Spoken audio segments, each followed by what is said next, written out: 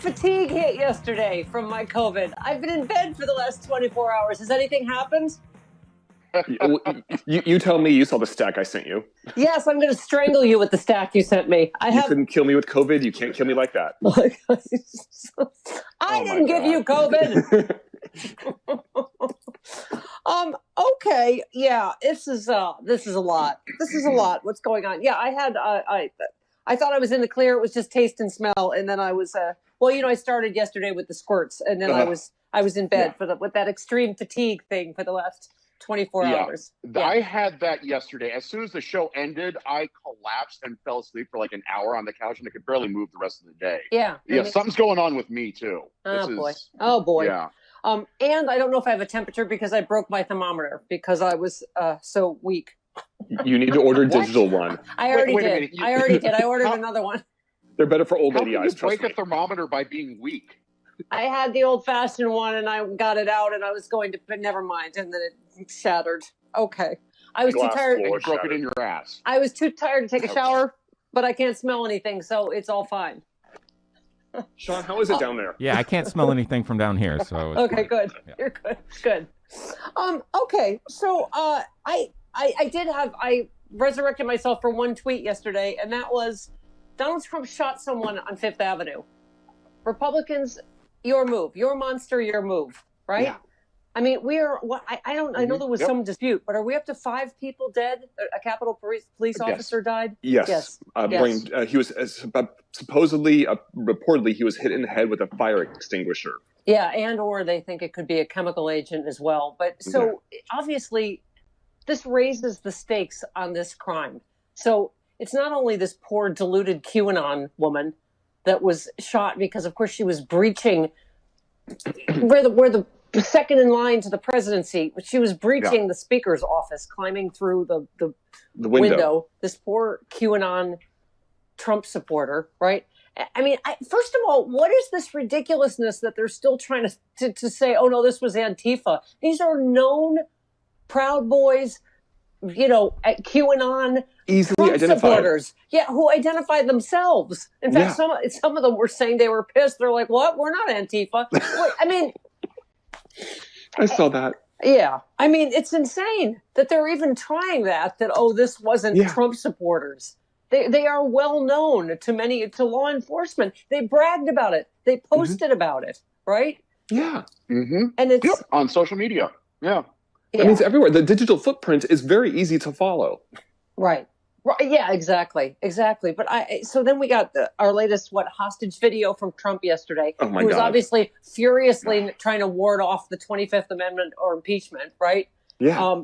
By finally admitting that there's going to be a transfer of power. It's too late. It's too late for all these MFers, by the way. Elaine Chao, Betsy DeVos, shut your pie holes, all of you. You know what that's about? Yeah. It's about more cowardice. They're trying to get out of having to be involved in the 25th Amendment thing, right? It's like, please. They just grew principles, right, in the last 2 weeks of Trump's. Give me a break. No, they obviously don't have the stones to do that for more than one reason. And why wouldn't Pence have the stones to do it? After all these stories that he's furious that Trump put he and his family's life in danger. Because Pence has no spine. Pence has no spine. He can't stand up to the man. Can I say something to him right now? You're not going to be president, ever. Ever. No. The MAGA crowd has already turned on you for not doing the ridiculous thing you can't do anyway. Trump is not loyal to anybody. Like, what? Do one right thing for your country.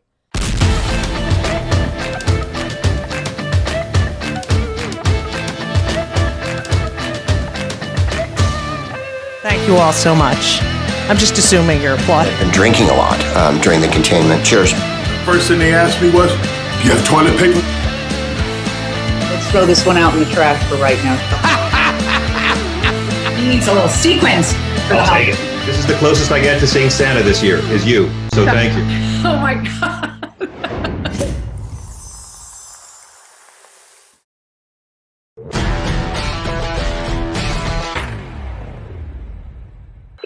You can't be too doomy this morning. Can you, Doctor?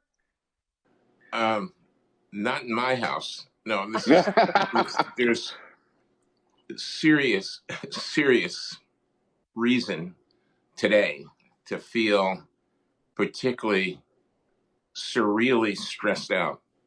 Yeah. The COVID pandemic was doing a pretty good job of keeping all of us in a state of disbelief as this thing was going out of control. And I never thought I'd see something that actually overshadowed this deadly pandemic. I mean, and it's incredible. It's incredible. And Doc, I was saying it was both. When you look at the Capitol, you're like, a lot of them don't have masks. They're going to have to sanitize the Capitol, make sure they secure it from explosive devices or people with weapons, and scrub it for COVID, before, I mean, it just, and as we were saying, like we keep you've been, by the way, we've given you a lot of shouts out on the air, but thank you so much. You've been so kind you've called all of us personally. You've let us call you because, people just tuned in. Chris and Travis and I all have COVID, and it is, but Doc, as I was saying to you, we're having a hard time going, I don't know, are we tired from stress from yesterday, from, our personal stress of having COVID, of having loved ones? As you know, my mom was diagnosed with COVID. Yeah. Yesterday, I learned they had their first death at her nursing home from COVID. So, and again, when people go, are you tired? We're like, we're in morning radio. We get up at 3 a.m. I don't know if I'm more tired than normal, but you're right. As a country, yesterday, the stress of this on top of COVID stress, right? Yes. And Steph, it's first of all, for me, when I talk to you and your team or many people who reach out to me, it's like it goes beyond the general reality of COVID in our environment and in our environment everywhere. Yeah. It reminds me of my days as the director of a pediatric intensive care unit at Jackson Memorial Hospital in Florida, where, on days when we were completely overloaded, we couldn't take another kid, a very, very sick kid being transferred into the unit.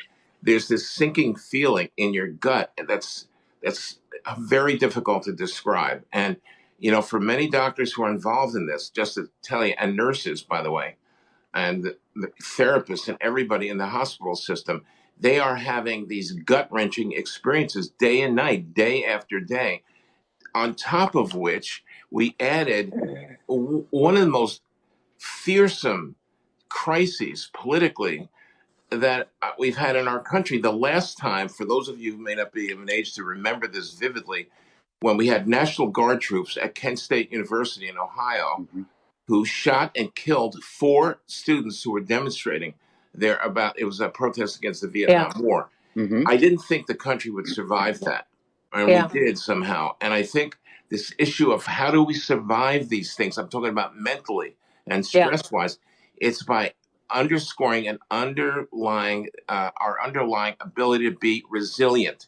And this is a challenge. This is a time of test that the whole country is going through. It's not surprising that people just feel crappy all the time. Yeah, I know. Well, Doc, as you know, I was diagnosed Saturday. I tested positive Saturday, and listen, compared to the rest of the country, I feel relatively lucky that all I've had thus far is the smell and taste being gone. Smell and taste is still gone, but again, this is Thursday, so 5 days ago was when I was diagnosed. But again, Chris and Travis, the same thing. Like, we're going, I don't know, is the fatigue stress from having this, from the hours we keep, from my mother having it, from the stress of all of that. I mean, and this morning was the first time I feel like I can share everything with you, but I had the squirts, doctor. That's a technical. Oh, God. Oh, my God. Don't you have sensors? Doctor, I was a little dizzy, a little nauseous, a little diarrhea. But my point is, I don't know if it's connected to just general stress. Yeah. I mean, one of my problems is, I'm 5'7". I'm already thin. I was already like 107, 108 pounds. Well, this morning I'm down to 104, and I'm eating everything that I normally eat. But, I can't taste the thing, so it's hard on appetite, but I eat as much as I normally do. But again, it's like, is it stress? Because I've gotten diarrhea from stress before. But Stephanie, you're also having gastrointestinal symptoms. Oh, it's a fancy doctor word for the squirts. Go ahead. I'm obligated to bring some decency to this program, Stephanie. No, can't do it. I can picture Dr. Redletter later today with a clipboard going to a patient. You have the squirts. Actually, that actually happens.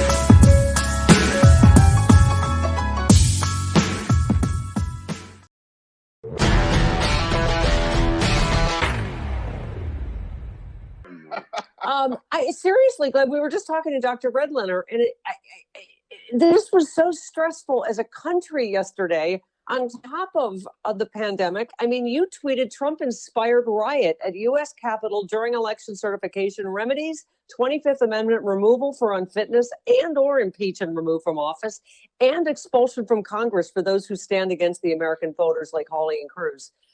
I couldn't agree with you more. And that's for a start, right?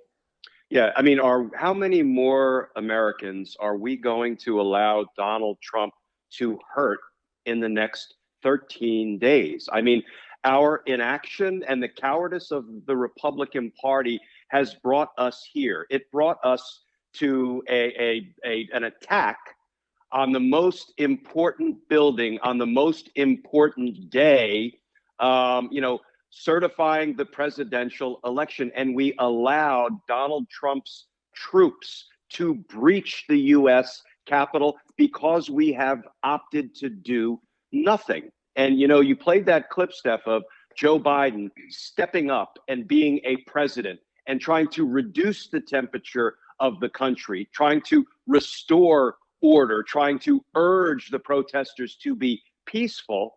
And then he challenged Donald Trump to do the same. I was surprised when Donald Trump took him up on the challenge. And what did Donald Trump do?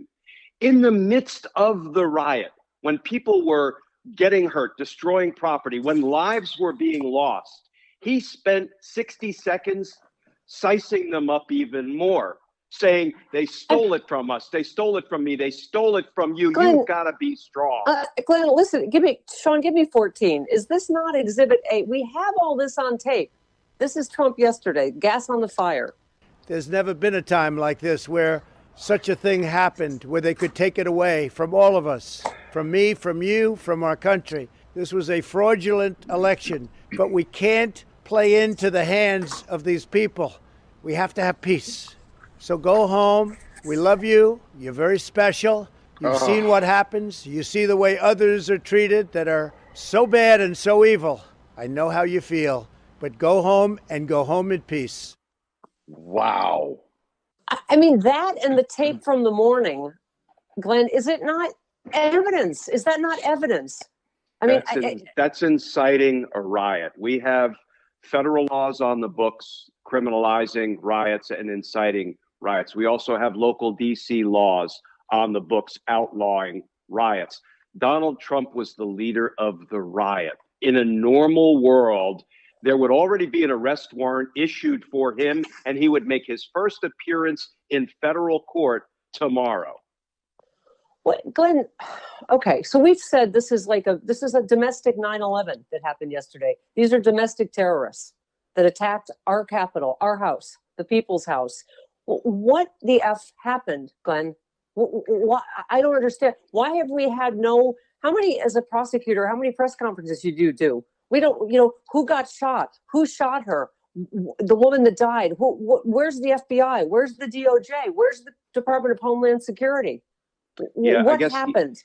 Inaction breeds inaction. And unfortunately, we can expect nothing from this Department of Justice even though the line workers are still doing the hard work of the American people. The line workers, the line prosecutors are not the ones making these big ticket decisions. That would be the leadership.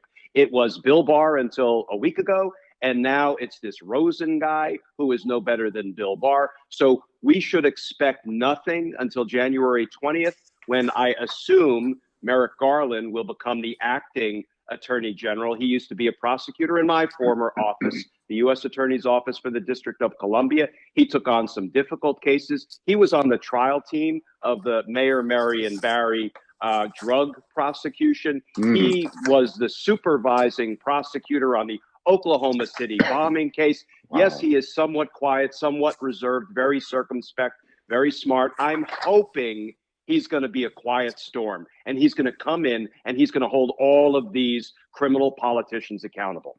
I don't see how we have any choice. And I do have to say, I agree with Catherine on Twitter, who said Merrick Garland being nominated to Attorney General as Mitch McConnell, who stopped him from having a chance of being a Supreme Court justice, loses his Senate Majority Leader title, is some weird full circle stuff.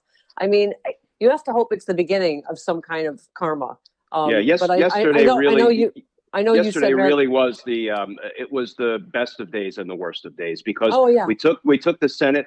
So now Mitch McConnell's graveyard gets shut down for good. Now we can actually work to do some good for the American people, instead of having Mitch McConnell kill every duly passed bill that is sent over by the House of Representatives. Yeah, and you said Merrick Garland's a man of honor and integrity. He has significant prosecutorial experience. He's an accomplished judge, fair, civil, loyal to the rule of law.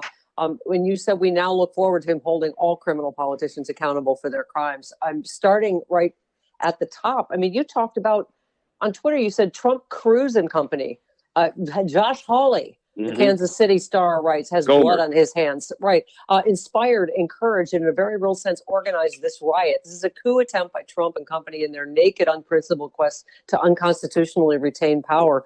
Glenn, we cannot set this precedent. Isn't that what this is about in sense of justice? This is about the future viability of our republic. Look, we kept our republic yesterday, first on November 3rd, and then again yesterday. We kept our republic, not without a fight, but it's not over, because unless you now address what has been done to the country, to the American people, and to the immigrants who came here only to be thrown in cages, have their kids thrown in other cages, never to be reunited. If we don't address all that, and several 100,000 COVID deaths that were a product of Donald Trump's criminal negligence, if we don't address all that, we've only delayed losing our republic. We haven't defeated it. Yeah. You had a great tweet about this. You said, I understand how a virus spreads. I'll never understand how treason has spread through many of the Republicans in Congress. We know masks can help prevent transmission of the virus. Only accountability will stop the spread of treason. It won't disappear like a miracle. Again, why aren't there calls immediately for Josh Hawley and Ted Cruz to have resigned? I'm hearing these stories. Oh, they're talking about the 25th Amendment, and do it. What does the next 14 days hold, and how much blood or how many people are going to have on their hands if they don't remove him? I mean, what, in your opinion, is better, or do you do both 25th Amendment and impeachment? You do both. There was the loss of life yesterday. There was property damage. There was the desecration of the Capitol. And are we willing to allow something like that to happen every day for the next 13 days? Or are we going to stand up and say 25th Amendment? Though that may be destined to failure, let's get it going. Impeachment and removal, you can do that quickly if you have the political will. And how about expulsion from Congress under, Article 1 for the politicians who put this in motion? Because, Steph, had it not been for Donald Trump, Ted Cruz, Josh Hawley, Louis Gohmert, and a handful of others, had it not been for them lying to the American people about this being an unfair election, yesterday would not have happened. Yes, I blame the Trump supporters, but they were only answering the false call put out by Trump, Gohmert, Hawley, Cruz, and others. How about expulsion from Congress as, responsibility and accountability for that?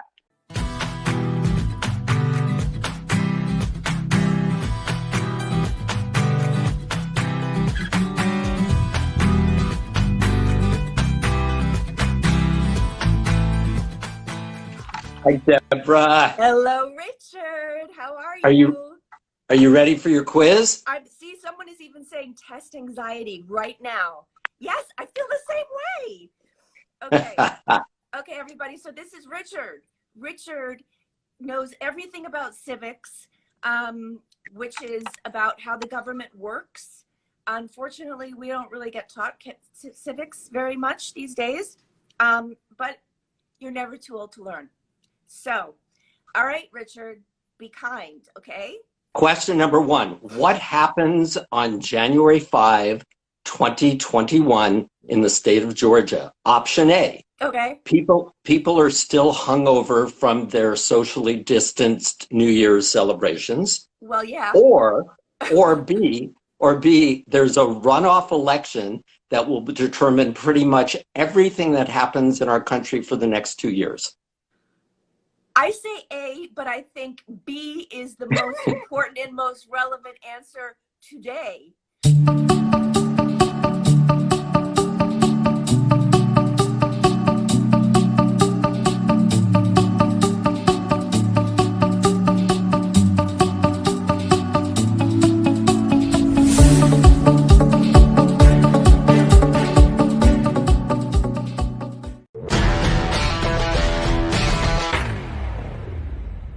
Remind you something. I want to tell you something I tell everybody on my show every night.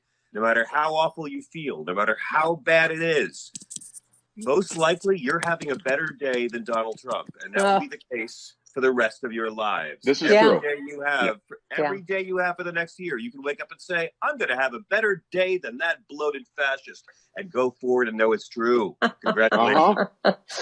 I mean, John, it is. We were saying when he's forced to do these hostage videos, where you know, and he's just through and through a coward. He's furiously trying to ward off.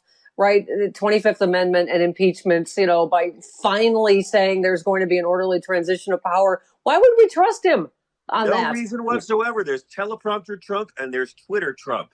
And teleprompter Trump is amazing to watch because you see that speech, he treats that teleprompter like one of his wives. He's completely monogamous with it while he's with it. And then he forgets everything he said to it as soon as he's in another room. So I guarantee he'll be undermining what he said on that. Why did he go to Camp David? Why did he go to Camp David? This is all damage control. Yeah, exactly. Wait, we got to listen to 20. When has he ever spoken the words, "It will require a renewed interest in civics"? Oh, I'm sorry. Is that what stealing Nancy Pelosi's podium and gavel and putting it on eBay? Is that a renewed interest in civics? Is that what you're... At least Stephen Miller's writing is getting better. Wait, you got to listen to some of the hostage video here. It will require a renewed emphasis on the civic values of patriotism, faith, charity, community, and family. We must revitalize the sacred bonds of love and loyalty that bind us together. Oh my God, I can't listen to any of this. He is Donald Trump and the sacred bonds of love, but sometimes the guy's gotta go out and get a little sacred on the side. And speaking of family, don't worry, you'll all go to prison together. I mean, John, did you see that footage of them in the tent? You know, refreshments, music, watching the rioting. Just, this is great, right? Yes. I saw the footage of Donald Trump goofing off during the national anthem at last year's Super Bowl in a way Colin Kaepernick would never imagine. It doesn't matter that we see the footage. The people who watch OAN and Fox will never see the footage. And I mean, on the bright side, I know Ben Carson has been told that Trump was impeached in 2019. That just happened today, too. So he's right there as well, the last surviving original cast member.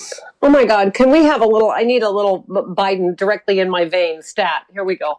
Yesterday, in my view, one of the darkest days in the history of our nation. An unprecedented assault on our democracy. An assault literally on the citadel of liberty in the United States Capitol itself. An assault on the rule of law. An assault on the most sacred of American undertakings. Ratifying the will of the people in choosing the leadership of their government. And then, by the way, he went on, John, to talk about the loss of life. Trump, even in his stupid teleprompter speech, didn't say anything about 5 people dead now because of this. There's 5 people. 300,000 people dead now he hasn't cared about and mentioned. Of course. Come on. Yeah. Look, I know you think basic competency and decency is so great, but aren't you going to be bored? Aren't you going to be bored with a grown-up who cares about people and knows how catastrophes work running things? No, not at all. Oh my God. Oh my God. I just realized I have COVID and I haven't turned on my key light. Hang on, everybody. What? Oh my God. What? Oh my God. Look at that. You look healthy. I thought I was going blind. Look how younger you look. Wow. I just turned on. It's like halfway through the show. I just remembered I don't have my light on. Okay. Hi. You know why? Because John is here. My personal comedy Jesus has come down from the heavens. I'm sorry. I can't talk. You're so hot all of a sudden. Oh, you. All right. No, but so lifelike. But listen to Joe Biden. This is what a president sounds like. All of us here grieve the loss of life, grieve the desecration of the people's house. But what we witnessed yesterday was not dissent, it was not disorder, it was not protest, it was chaos. They weren't protesters. Don't dare call them protesters. They were a riotous mob, insurrectionists, domestic terrorists. It's that basic, it's that simple. Yeah, I mean, John, you know, there was a large amount of pilfering at the Capitol yesterday. The man who stole the speaker's podium, as we mentioned earlier, put it on eBay. It was removed, but before reaching 100. Remember them talking about, oh, you get 10 years in prison if you touch one of these Confederate statues. Oh, yeah. I mean, well, those are Confederate statues. And let's remember, we can't separate the white supremacy and racism from anything we saw at the Capitol on Wednesday. You know, Donald Trump, we have to remember something. He just had, as one of his final humiliations, his first veto override. Yeah. And his veto was overridden because, and the media isn't talking about this at all, and I know it's crazy, right? We have 2 Democratic senators from Georgia and a female vice president, and the media hasn't talked about that this week because it's been so crazy. But Donald Trump refused to fund our military because he prioritized honoring dead white supremacist, slave-owning traitors. He didn't care when Russia put bounties. Would not allow our military to be funded unless we honored white supremacist treason, statues and bases named after guys who took up arms against America because they wanted to own people.